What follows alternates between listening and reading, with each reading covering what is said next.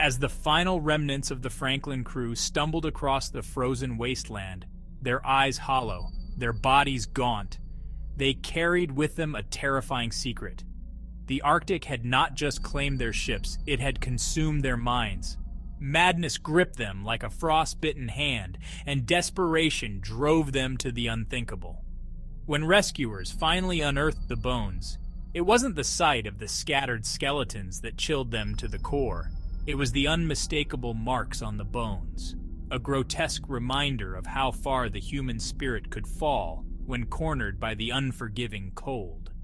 But the full truth of what happened out there in the endless ice remains buried with the wreckage beneath the waves.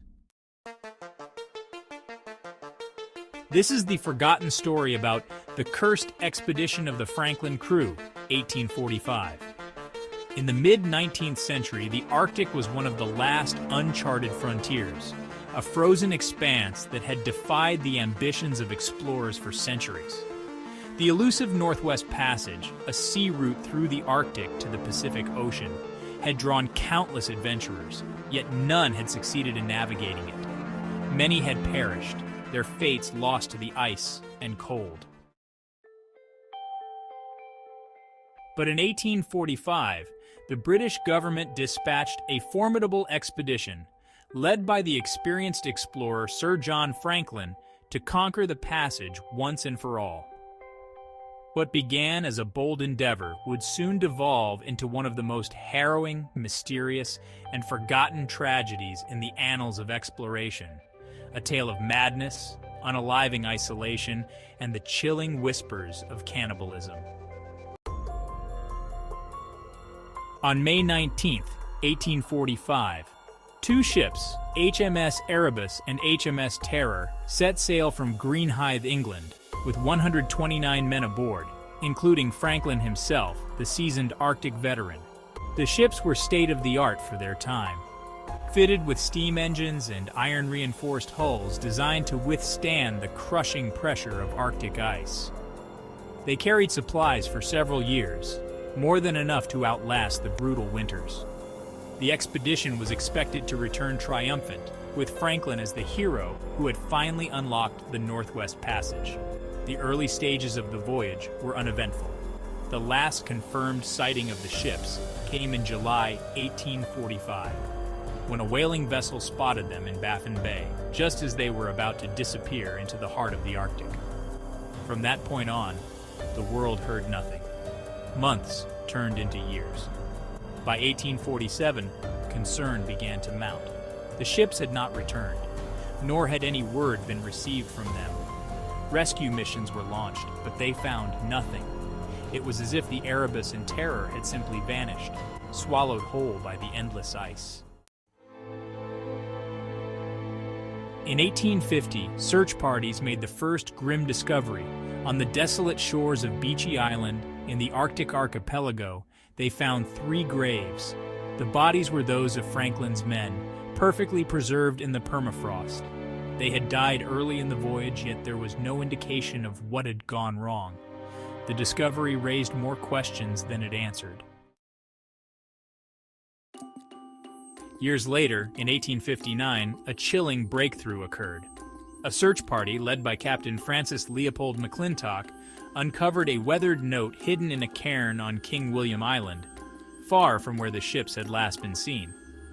The note, dated April 1847, initially conveyed hope. Franklin was still alive, and the crew was in good health, wintering in the ice. But scribbled in the margins of the document was a second, far more ominous entry from a year later. Franklin had died. 23 men were already dead, and the remaining crew had abandoned the ships, trapped in the ice for years with no escape. Further searches revealed scattered bones across King William Island. Some showed signs of cannibalism, a desperate last resort for men trapped in an unrelenting, frozen wasteland.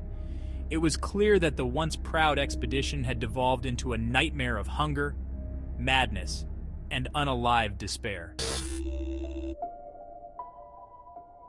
What had happened to drive these men, once full of hope, to such horrifying lengths? The more evidence searchers found, the more disturbing the picture became. The ships had become trapped in the ice in late 1846, and they would remain trapped for the next 2 years. The crew, cut off from the outside world, endured 2 brutal winters in the Arctic cold. Despite their years of provisions, something went terribly wrong. The canned food, a modern invention at the time, was tainted. Poorly sealed, it had caused lead poisoning among the crew.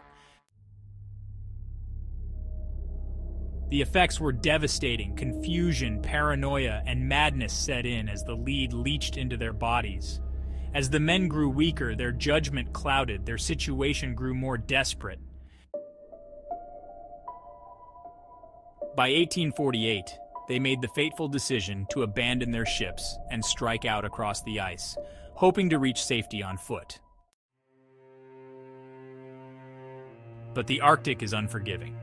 With no knowledge of the land and its resources and weakened by sickness and starvation, they wandered through the endless white wilderness, their minds deteriorating with every step. Inuit oral histories, long dismissed by Western explorers, told of strange sightings during these years, of gaunt, ghost-like men dragging themselves across the ice, some half-clothed, others clutching pieces of human flesh. These stories, once thought to be mere folklore, were later corroborated by the skeletal remains found scattered across the landscape. The men, suffering from the effects of lead poisoning and starvation, had resorted to cannibalism in their final days. The bones bore the marks of knives, a horrifying testament to the crew's unimaginable desperation. For decades, the fate of Franklin and his crew remained one of the great mysteries of exploration. The discoveries on Beechey Island and King William Island provided some answers, but they left much unexplained. What had truly happened in those final desperate months? How many men had succumbed to the elements, and how many had unalived each other in their madness? The mystery deepened until 2014 and 2016, when the wrecks of HMS Erebus and HMS Terror were finally found beneath the Arctic waters, perfectly preserved by the cold. The ships were like ghostly tombs, frozen in time. Inside, explorers hoped to find the answers to what had happened to the crew. But the wrecks, though eerie and haunting, provided few clues. The true fate of the Franklin expedition remains shrouded in mystery, lost to the icy winds of the Arctic. What we do know is that the men who embarked on this ill-fated journey faced not just the physical perils of the cold, but the collapse of their own minds and humanity. The horror of the Franklin expedition is not just in the cannibalism or the death of so many men. It is in the slow, creeping madness that overtook them. The isolation that drove them to unthinkable acts, and the fact that so much of their story remains untold, buried beneath the ice.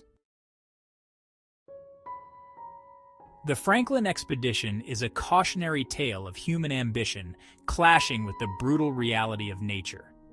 The Arctic is a land that takes what it wants, and those who underestimate it are doomed to disappear, just as Franklin and his men did. Their story is a forgotten horror of history, one that reminds us of the fragility of the human mind in the face of unrelenting isolation, cold, and starvation. Even now, the spirits of the lost crew seem to linger in the Arctic's icy expanse, their story carried on the wind like a whispered warning to those who dare venture too far into the unknown.